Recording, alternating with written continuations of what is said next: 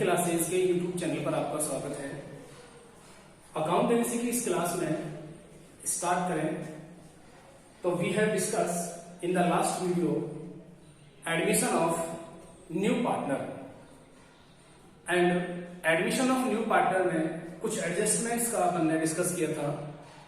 First is calculate new profit sharing ratio. Now in this video we will discuss about sacrifice ratio and after that valuation of goodwill, it means method of valuation of goodwill। तो first discuss करने पहले sacrifice ratio, sacrifice या sacrifice ratio, sacrifice ratio या sacrifice ratio, clear? What is sacrifice ratio? It is that ratio which is given by the old partners to the new partners. It is that ratio which is given by the old partners in favor of new partners. It means ऐसा ratio जो old partners given कर रहे हैं new partners को, it means अपने ratio में से। अब उसके रेशियो के गिवन करने के मोड बहुत सारे हो सकते हैं। वो new profit sharing ratio calculate करते टाइम लास्ट वीडियो में अपन ने डिस्कस किया था कि वो कैसे कैसे उसको गिवन करते हैं, ठीक है। तो यहाँ पे सैक्रिफाइड रेशियो का क्लियर मीनिंग है कि ओल्ड पार्टनर्स जब न्यू पार्टनर्स को कुछ रेशियो गिवन करते हैं उसको बोलते हैं सैक्रिफाइड रेशियो। क्लियर है? हिंदी में त्याग अनुपात, ठीक है। ये हिंदी मीडियम वाला स्टूडेंट्स के लिए मैंने स्पेशल यूज किया है, त्याग अनुपात या सैक्रिफाइड रेशियो। Getting or not? ये तो हो गई इसकी एक definition. It means given by old partners, given by old partners in favor of new partners, in favor of new partners। ये तो हो गया इनका sacrifice ratio की एक definition। Then what is the formula of sacrifice ratio? So sacrifice ratio, sacrifice या sacrifice ratio is equal to old profit sharing ratio, old profit sharing ratio minus new profit sharing ratio, new profit sharing ratio। sacrifice ratio is equal to old profit sharing ratio minus new profit sharing ratio। It mean sacrifice ratio का जो formula है वो है आपका, अगर मैं पुराने अनुपात में से नया अनुपात लेस करता हूं, ओल्ड रेशियो में से अगर न्यू रेशियो लेस करता हूं तो आपका sacrifice ratio आ जाएगा। अब छोटा सा एक डिफरेंस है, स्टूडेंट अक्सर यहाँ पे एक मिस्टेक करते हैं। लास्ट वीडियो में अपन ने डिस्कस किया था न्यू प्रॉफिट शेयरिंग रेशियो के केस। तो देखो new profit sharing ratio new partner को इंक्लूड करते हुए तब कैलकुलेट करते हैं, लेकिन सैक्रिफाइस रेशियो हमेशा ध्यान रखना केवल एग्जिस्टिंग पार्टनर्स का ही कैलकुलेट होगा। इट मींस ओल्ड पार्टनर्स का ही कैलकुलेट होगा, न्यू पार्टनर्स को इसमें इंक्लूड मत करना, ठीक है। जो मैं बोलने जा रहा हूं ध्यान से सुनना है आपको। It means new profit sharing ratio तो सारे पार्टनर्स का कैलकुलेट करते हैं, एग्जिस्टिंग का भी और न्यू का भी, लेकिन जब सैक्रिफाइस रेशियो की बात करूं तो ये केवल और केवल ओल्ड पार्टनर्स या एग्जिस्टिंग जो पार्टनर्स हैं पहले से उन्हीं का कैलकुलेट होता है केवल, ठीक है। फॉर्मूला आपके सामने है। अब इसमें एक केस आता है। केस क्या है? कई बार आपको क्वेश्चन में new profit sharing ratio given नहीं होगा। It means in the question you don't have any new profit ratio। it means आपको कोई भी न्यू प्रॉफिट गिवन नहीं है, वहां पे न्यू प्रॉफिट रेशियो गिवन नहीं है। तो ऐसे केस में क्या करोगे आप? Then your old profit ratio is also your sacrificed ratio. It means आपका जो ओल्ड प्रॉफिट रेशियो होगा यही आपका सैक्रिफाइड रेशियो हो जाएगा। कौन से केस में? जब आपके क्वेश्चन में new profit sharing ratio given नहीं है। क्लियर है? Getting or not? It means question में आपके न्यू प्रॉफिट रेशियो गिवन नहीं कर रखा है, केवल आपके ओल्ड प्रॉफिट रेशियो है। तो ऐसे केस में आपको ओल्ड प्रॉफिट को ही अपना सैक्रिफाइड रेशियो के अकॉर्डिंग ट्रीट करना है। सपोज करके जैसे एक दो क्वेश्चन मैं आपके सामने लेके आता हूं सैक्रिफाइड रेशियो से रिलेटेड, ठीक है। क्वेश्चन देखते हैं। आपको कहा है A and B two partner है, there are two partners A and B, और इनका जो ओल्ड रेशियो है वो है 5:3। टू पार्टनर्स हैं ए एंड बी और इनका ओल्ड रेशियो गिवन है आपको 5:3। इन्होंने सी को एडमिशन दिया है, सी आपका है new partner. Getting or not? सी आपका न्यू पार्टनर है और फिर इन्होंने तीनों का इंक्लूड करके और यहां आपको न्यू रेशियो भी गिवन कर रखा है। ये तो है आपका ओल्ड रेशियो, ठीक है, ए एंड बी का। और उसके बाद इन्होंने न्यू रेशो गिवन कर रखा है आपको सपोज करके 4:2:1। Getting or not? 4:2:1, ठीक है, ये इनका आपको न्यू रेशो गिवन कर रखा है। ऐसे केस में आपसे कहा है calculate sacrifice ratio, calculate sacrifice ratio या सैक्रिफाइड रेशो। आप फॉर्मूला पुट अप करेंगे, रीजन ओल्ड रेशो भी गिवन है एंड न्यू रेशो भी गिवन है, देन पुट अप सैक्रिफाइड रेशो का फॉर्मूला आपके सामने है। ए का जब कैलकुलेट करोगे आप, ए का सैक्रिफाइड रेशो, तो ओल्ड प्रॉफिट रेशो है आपका 5/8, 5 + 3 8 होता है, तो 5/8, इट मींस 5/8 माइनस ए का न्यू रेशो गिवन है आपको 4:1, इट मींस 4/7, 4 + 2 + 1 कितने हो गए आपके 7, तो इट मींस 4/7, ये इसका न्यू रेशो गिवन है 4/7। आप यहां पे एलसीएम लिए, आपका एलसीएम आ गया सपोज करके 56। Getting or not? फिर इसका मल्टीप्लाई करो, ये आ जाएगा 35 और ये आ जाएगा आपके 32। Getting or not? तो यू हैव 3/56। क्लियर? इसी तरीके से जब आप बी का कैलकुलेट करेंगे अपना सैक्रिफाइड रेशो, फॉर्मूला है आपके सामने old profit ratio minus new profit ratio. Old profit ratio कितना है बी का 3/8 माइनस न्यू रेशो बी का 2/7, अगेन एलसीएम 56, फिर से 21 एंड 16, तो ये आ गया आपके 5/56। तो आपका सैक्रिफाइड रेशो आ गया ए एंड बी का 3:5। Getting or not? सैक्रिफाइड रेशो है आपका ए एंड बी का 3:5। तो अगर आपको क्वेश्चन में ओल्ड रेशो गिवन है एंड न्यू रेशो भी गिवन है, तो आप फॉर्मूला पुट अप करेंगे, sacrificed ratio is equal to old profit ratio minus new profit ratio. Old profit ratio 5/8, new profit ratio 4/7, 7 कहां से इनका टोटल करते हैं, ठीक है, एलसीएम दिया एंड 3/56। इसी तरीके से बी का जब कैलकुलेट करोगे तो 3/8, ये इसका ओल्ड रेशो है एंड न्यू रेशो है 2/7, देन यू हैव 5/56। लिखने में लेकिन अब यहाँ 56 का कोई रोल नहीं है, 3:5, it is your sacrificed ratio. Getting or not? Next देखो, नेक्स्ट एक क्वेश्चन और लेते हैं, फिर से कैलकुलेट करते हैं उसमें कि आपका सैक्रिफाइड रेशो आपके क्लियर है या नहीं है, ठीक है। Next question,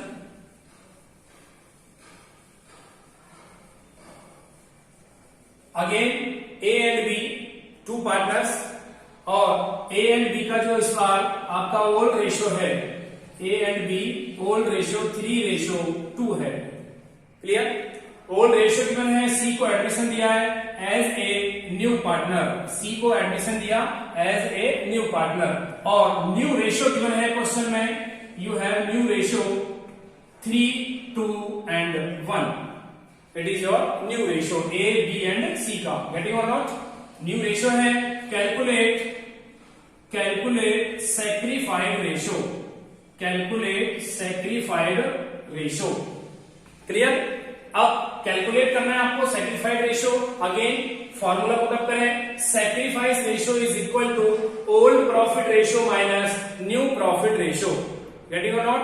formula put up करने के बाद ए का कैलकुलेट करें, ए का ओल्ड रेशो है 3/5, तो 3/5 माइनस ए का न्यू रेशो है 3/6, 3 + 2 + 1, इट मीन्स 3/6, तो 3/6, एलसीएम 30, फिर आएगा ये आपके 18 minus 15, it means you have 3/30। Clear? Again B का कैलकुलेट करें, formula old profit ratio, it means B का ओल्ड प्रॉफिट है 2/5, तो 2/5 माइनस बी का न्यू रेशो है 2/6, तो 2/6, अगेन फॉर्मूला 30, 12 माइनस 10, 2/30, तो आपका सैक्रिफाइड रेशो आ गया 3:2। Getting or not? Old ratio 3/5 minus new ratio 3/6, 3/30, and again B का 2/5 ओल्ड रेशो माइनस 2/6, तो इसका आ गया 2/30। तो इस क्वेश्चन में आपका जो सेक्रीफाइस रेशियो है वो 3:2 है। ये है आपका एक सेक्रीफाइस रेशियो का मैटर, ठीक है। सेकंड एडजस्टमेंट था अपना कैलकुलेशन ऑफ सेक्रीफाइड रेशियो। उसके बाद मैंने आपसे नेक्स्ट एडजस्टमेंट की बात की थी, और नेक्स्ट जो एडजस्टमेंट है वो है आपका method of valuation of goodwill. ये एक छोटा सा टॉपिक है अपना सेक्रीफाइस रेशियो वाला, तो ये बिल्कुल सिंपल टॉपिक है, ठीक है। तो नेक्स्ट वीडियो है अपना, सॉरी नेक्स्ट टॉपिक है अपना कैलकुलेशन या method of valuation of goodwill. Method of valuation of goodwill. Method of valuation of goodwill. देखो सबसे पहले तो गुडविल की वैल्यूएशन करनी क्यों है इसका डिस्कस अपन पहले ही कर चुके थे। जब भी न्यू पार्टनर एडमिशन लेगा एक फर्म में, तो ऐसे केस में उसको 2 राइट्स होते हैं, फर्म की असेट्स में राइट्स रिसीव करने का और फर्म की प्रॉफिट में अपना शेयर रिसीव करने का राइट्स। तो प्रॉफिट रिसीव करने के लिए वो जो कैश में अमाउंट लेके आता है उसको गुडविल या प्रीमियम कहते हैं। अब अमाउंट कितना लेके आएगा, अमाउंट कितना होगा, उसी को वैल्यूएट करने के यहाँ पे कुछ मेथड है। तो there are 3 methods. First is average profit method, average profit method. Second is super profit method, super profit method. First is average profit method, second is super profit method, and third is capitalization method, capitalization method, capitalization method. इसको हिंदी में पूंजीकरण बोलते हैं, ठीक है, हिंदी में इसको पूंजीकरण बोलते हैं। सुपर प्रॉफिट को अधिलाभ बोलते हैं और एवरेज प्रॉफिट आप सब जानते ही हो, औसत लाभ, ठीक है। तो there are 3 methods. First is average profit method, second is super profit method, and third is capitalization method. देखो आपको एक बात और बता दूं मैं, कोई भी फर्म अगर वो न्यूली अपना बिजनेस स्टार्ट कर रही है तो विद इन 1 और 2 ईयर्स वो बहुत ज्यादा प्रॉफिट अर्न नहीं कर सकती, या ये भी हो सकता है कि वो एनपीएनएल वाली कंडीशन में हो, it means no profit no loss. Clear है। तो ऐसे केस में वो किसी पार्टनर को एडमिशन देती है फॉर फर्दर या एडिशनल कैपिटल या फॉर मैनेजरियल पावर। क्लियर है।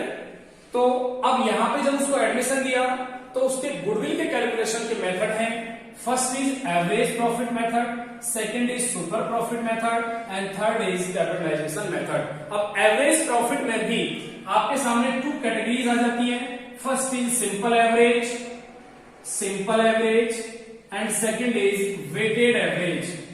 First is simple average and second is weighted average. Weighted का मतलब होता है आपका अगर profit year to year continuous process में या तो इंक्रीज हो रहा है या year to year continuous process में डिक्रीज हो रहा है, तो ऐसे केस में उसको बोलते हैं वेटेड एवरेज प्रॉफिट। और सिंपल एवरेज प्रॉफिट में आपका प्रॉफिट कभी डिक्रीज भी हो सकता है तो कभी इंक्रीज भी हो सकता है। सपोज करके फर्स्ट ईयर में हुआ आपका प्रॉफिट मान लो 5 लाख, सेकेंड ईयर में प्रॉफिट हो गया आपका 3 लाख, थर्ड ईयर में अगेन आपका 6 लाख, एंड फोर्थ ईयर में 9 लाख या 6 से डाउन होकर आ गया 3 लाख पे। Getting or not.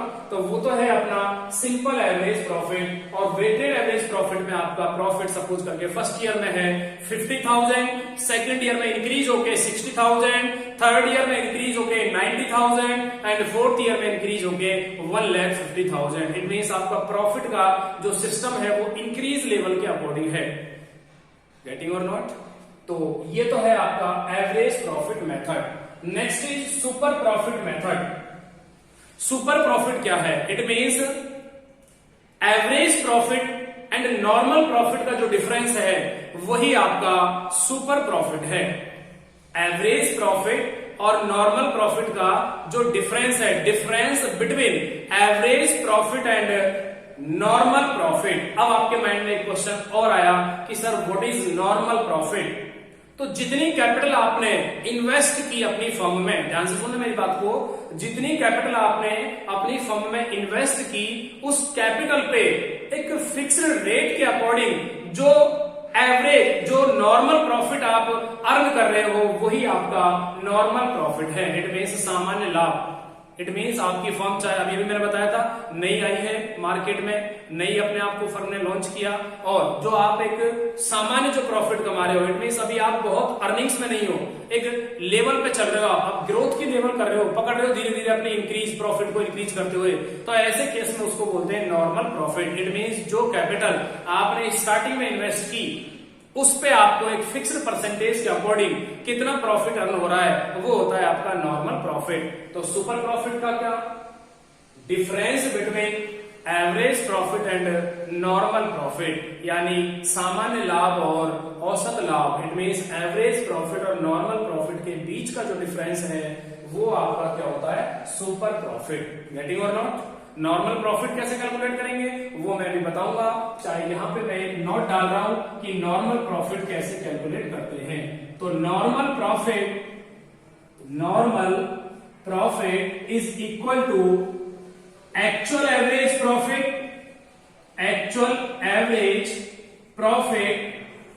Minus normal profit is equal to capital employed, normal profit is equal to capital employed into normal rate of return divided by 100। फिर से देखो, normal profit is equal to capital employed into normal rate of return divided by 100। फिर से repeat कर रहा हूं, capital employed जो मैंने अभी भी बताया, नॉर्मल प्रॉफिट, क्वेश्चन था व्हाट इज नॉर्मल प्रॉफिट, तो आपने स्टार्टिंग में जो कैपिटल इन्वेस्ट की है उस पे एक फिक्स्ड रेट के अकॉर्डिंग जो आपको रिटर्न हो रहा है वही आपका नॉर्मल प्रॉफिट है, और वही मैंने यहाँ पे शो किया है। Capital employed it means it is your opening capital या starting capital which is invested by the owner, तो ये आपकी capital employed into normal rate of return, it means return की रेट क्या है उस कैपिटल पे, प्रॉफिट के रिटर्न की रेट क्या है, ये है नॉर्मल रेट ऑफ रिटर्न। ये आपको परसेंटेज में गिवन होगी और डिवाइडेड बाई आपको लगाना है 100, डिवाइडेड बाई 100, ये है आपका नॉर्मल प्रॉफिट का फॉर्मूला। क्लियर है? जब नॉर्मल प्रॉफिट आ जाएगा आपका तो आपको सुपर प्रॉफिट का फॉर्मूला कैलकुलेट करना है। तो मैं सेकंड नोट यहां पे फिर से डाल रहा हूं, super profit is equal to actual average profit minus normal profit, normal profit, ये आपका सुपर प्रॉफिट का फॉर्मूला है। बाई मिस्टेक अभी मैंने यहां पे नोट कर दिया था, लेकिन वो इसका है, ठीक है, नॉर्मल प्रॉफिट का, फिर मैंने उसको रेक्टिफाई करके और आपके सामने फॉर्मूला रखा है, ठीक है।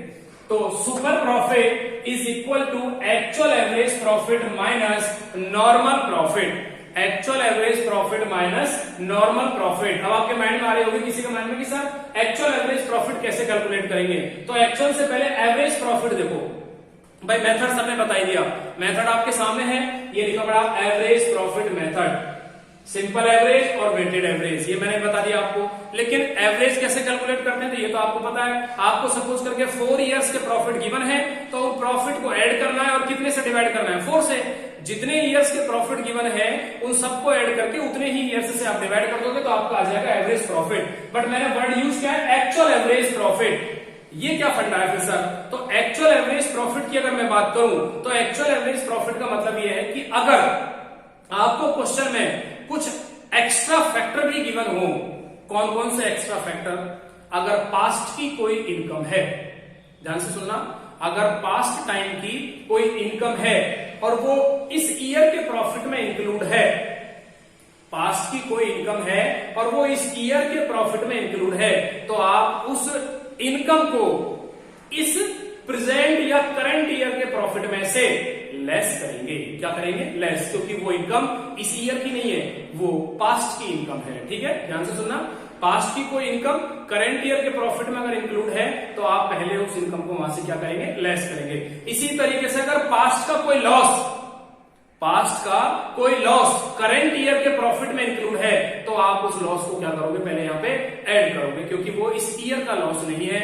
और थर्ड केस और आता है, अगर आपको नॉन ट्रेड इन्वेस्टमेंट, गैर व्यापारिक विनियोग, नॉन ट्रेड इन्वेस्टमेंट से अगर कोई इनकम हो रही है तो उसको भी आप करंट ईयर की इनकम में से क्या करोगे, लेस करोगे, या करंट ईयर के प्रॉफिट में से लेस करोगे। वो अभी क्वेश्चन के थ्रू अपन यहाँ क्लियर करेंगे, ठीक है।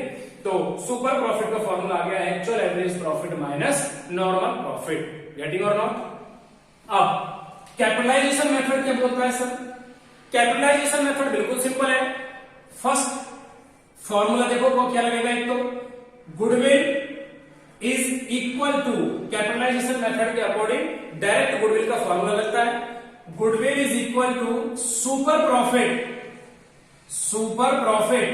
अब ये फॉर्मूला ध्यान से सुनना, अगर वो ये कहे calculate goodwill by the capitalization method according to average method, तो आपको ऐसे केस में गुडविल कैलकुलेट करते टाइम कैपिटलाइजेशन मेथड के अकॉर्डिंग जो फॉर्मूला पुटअप करना है वो आपका क्या होगा, सुपर प्रॉफिट ना होके जब वो बेस कर रहा है एवरेज प्रॉफिट, तो आपको एवरेज प्रॉफिट यूज करना है। क्या यूज करना है आपको? Average profit. और अगर वो कहे कि use capitalization method by the super profit, तो फिर आपको यहां पे सुपर प्रॉफिट यूज करना है। Getting or not? क्लियर है? या मैं दोनों को अलग अलग लिख देता हूं। अगर मान लो वो एवरेज प्रॉफिट के बेस पे बोल रहा है तब तो आपको यूज करना है average profit into 100 divided by normal rate of return, normal rate of return and minus capital, minus capital. ये फॉर्मूला है आपका गुडविल का कैपिटलाइजेशन मेथड के अंडर में, लेकिन वो बेस बता रहा है कौन से प्रॉफिट को, एवरेज प्रॉफिट को। क्लियर है? कैपिटलाइजेशन मेथड के अकॉर्डिंग एवरेज प्रॉफिट को बेस लेते हुए अगर आपको गुडविल कैलकुलेट करनी है तो फॉर्मूला पुटअप करना है average profit into 100 divided by normal rate of return minus capital. अब एवरेज प्रॉफिट वो मैं पहले बता चुका हूं आपको, बहुत सिंपल है, ठीक है। 4 इयर्स के प्रॉफिट है उनको ऐड करो, 4 से डिवाइड करो, एवरेज प्रॉफिट आ जाएगा। अगर एक्स्ट्रा एडजस्टमेंट है तो कौन कौन से एडजस्टमेंट है वो मैंने बताया, पास्ट की कोई इनकम करंट ईयर के प्रॉफिट में इंक्लूड है तो उसको लेस करो, पास्ट की कोई लॉस करंट ईयर के प्रॉफिट में इंक्लूड है तो उसको ऐड करो, और अगर नॉन ट्रेड इन्वेस्टमेंट से कोई आपको इनकम है तो उसको करंट ईयर के प्रॉफिट में से लेस करो। वो कैसे, वो भी फर्दर प्रोसेस में बताएंगे। तो फिलहाल गुडविल का एवरेज प्रॉफिट को बेस लेते हुए कैपिटलाइजेशन मेथड में ये फॉर्मूला। अब बात कर रहा हूं कि सर सुपर प्रॉफिट को अगर बेस लेते हैं तो फिर फॉर्मूला क्या है? तो बिल्कुल सिंपल है, goodwill is equal to super profit into 100 divided by normal rate of return, normal rate of return, और ये कैपिटल यहां पे नहीं आएगा, ये इरेज हो जाएगा यहां से, ये यहां से इरेज हो जाएगा। रीजन, क्योंकि ये बेस जो है गुडविल का ये सुपर प्रॉफिट के बेस पे है, और सुपर प्रॉफिट की कैलकुलेशन करते टाइम क्वेश्चन में नॉर्मल प्रॉफिट आता है, और नॉर्मल प्रॉफिट में मैं कैपिटल को ऑलरेडी इंक्लूड कर चुका हूं, इसलिए यहां से ये कैपिटल आपके इरेज हो जाएगा। इट मींस कैपिटलाइजेशन मेथड के अंडर में दोनों प्रॉफिट को बेस लेते हुए दोनों फॉर्मूले गुडविल के आपके सामने हैं, average profit into 100 divided by normal rate of return minus capital. ये तो एवरेज प्रॉफिट को बेस लेके हैं, और अगर सुपर प्रॉफिट को बेस लेके हो इसी मेथड के अंदर में बात कर रहे हैं तो goodwill is equal to super profit into 100 divided by normal rate of return. ये नॉर्मल रेट ऑफ रिटर्न आपको क्वेश्चन में गिवन होगी। अच्छा, सुपर प्रॉफिट कैसे कैलकुलेट करना है ऑलरेडी डिस्कस कर चुके हैं। Super profit is equal to actual average profit minus normal profit. Normal profit कैसे डिस्कस करना है, ऊपर फॉर्मूला आपके सामने है, normal profit is equal to capital employed into normal rate of return divided by 100, और एक्चुअल एवरेज प्रॉफिट तो वो मैंने आपको एडजस्टमेंट बताए, 3 एडजस्टमेंट है, पास्ट की इनकम, पास्ट का लॉस, और नॉन ट्रेड इन्वेस्टमेंट से आपको कोई इनकम हो रही है तो वो, ठीक है। ये सारा अपना पूरा वीडियो आपके सैक्रिफाइड रेशियो और concept of valuation of goodwill को इंक्लूड करता है। नेक्स्ट जो वीडियो होगा वो इस वैल्यूएशन या मेथड ऑफ गुडविल से रिलेटेड होगा, जिसमें कुछ न्यूमेरिकल्स क्वेश्चन आपके सामने होंगे।